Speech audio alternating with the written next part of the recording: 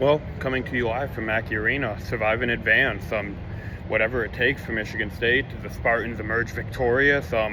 First time in a dozen years, over 4,400 days since Michigan State last won at Mackey Arena. But tonight was the night. You didn't really go and see any one dominant performance, but Michigan State was able to go and just find a way. They had Cam Ward hitting. They had Jordan Scott making multiple big plays. Kurt Heng going and hitting the plays. The Spartans just had contributions from everybody, and as a result, Michigan State found their advantages. They exploited them, and they just won. This game was, after the under 16, under 12, you thought it was in for another classic Tom Izzo at Mackey Arena. Just unable to really get out of their own way. The Spartans, after a Carson Cooper 2 started the game, and speaking of which, Cooper go 2-2 to start the game. Izzo always scripts his plays. Who would have thought that it would be Carson Cooper being the one, especially as a freshman, starting as a freshman till now, who thought Carson Cooper would be your go-to scorer?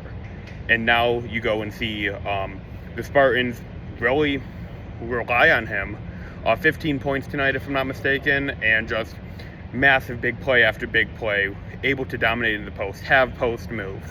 This is from the same guy who, a lot of people, when he checked into the game, you were saying why him when he was a freshman, even as a sophomore, as a junior.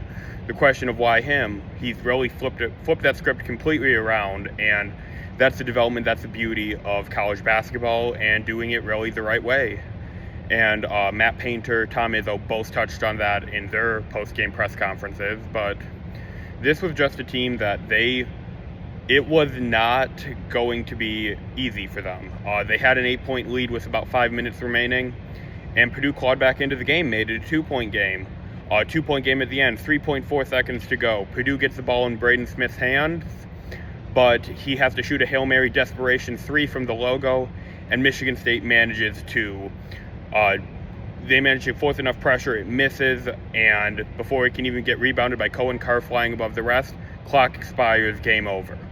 This was really just one of the best games that we've seen. Tom Izzo, in fact, called it a measuring stick for the Spartans, and that is, frankly, a very good assessment. We've seen what this team can do, and this is probably, as Tom Izzo said, the best that this team can perform at. And now the gauntlet's been laid out for Michigan State. This is what they can do. This really helps their case for a triple bye in the Big Ten tournament in a few weeks.